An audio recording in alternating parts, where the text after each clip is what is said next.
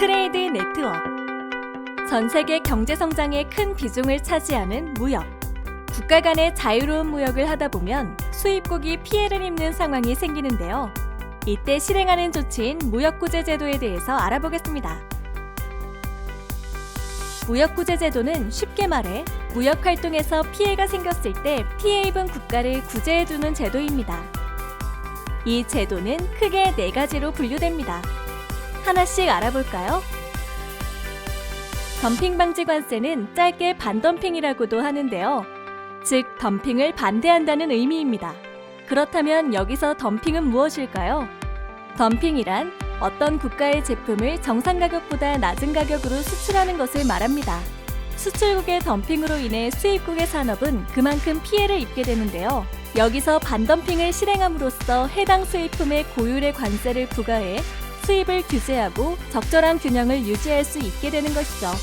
사례를 통해 알아보겠습니다.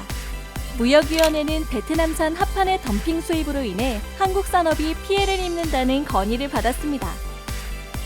위원회는 시장 점유율 하락, 고용 감소, 영업이익 감소 등의 피해를 보고 있다고 판정하였고, 향후 5년간 반덤핑 관세를 부과할 것을 건의하였습니다. 상계 관세는 보조금과 관련이 있는 제도입니다. 보조금이란 국내 산업 육성 등을 목적으로 특정 산업 또는 기업에 대해 금전적 지원을 하는 조치를 말하는데요. 기업은 보조금을 받아 수출 경쟁력을 높였지만 그 물품을 수입한 국가의 산업 피해를 야기할 수 있습니다. 이러한 피해를 막기 위해 해당 수입품의 보조금만큼 부과하는 관세가 바로 상계관세입니다. 관련 사례를 알아볼까요? EU 행정국 격인집행위원회는 바이오 디젤에 관하여 인도네시아 보조금 조사 건의를 받았는데요.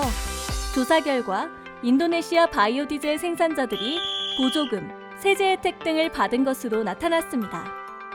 이로 인해 EU의 바이오 디젤 산업에 경제적으로 피해를 줬다고 판단해 해당 수입품에 대해 상계관세를 부과하기로 결정하였습니다. 특정 상품의 수입이 과도하게 증가하면 수입국의 기업들이 피해를 보겠죠. 이런 상황이 예상될 경우에 대비해 수입품의 관세를 인상하거나 수입량을 제한해 규제를 가할 수 있는데, 이러한 제도를 세이프가드 제도라고 합니다. 세이프가드 실행 전 먼저 협의를 통해 수출국에게도 피해가 없도록 적절한 조치가 이루어져야 하는데요. 만약 수출국이 협의에서 만족하지 못하는 경우 수입국에게 보복 조치를 취할 수 있죠.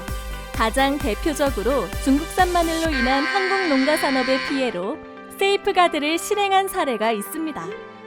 세이프가드 실행 전 각국은 협의점을 찾지 못했고, 실행 후 관세 폭탄을 받은 중국은 보복 조치로 한국산 휴대폰과 폴리에틸렌 수입을 중단하였습니다. 마지막으로 불공정한 무역 행위에 대해 조사하는 제도는 크게 4가지로 나뉘어집니다.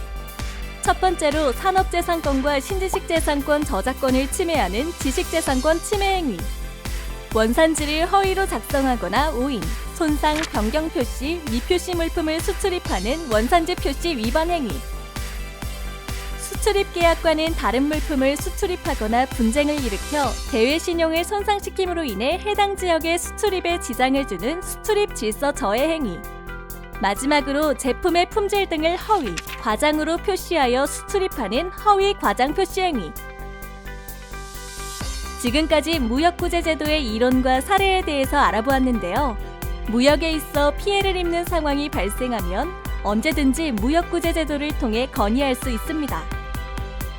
국내 산업 보호와 공정한 무역 질서를 위해 산업통상자원부 무역위원회가 함께합니다.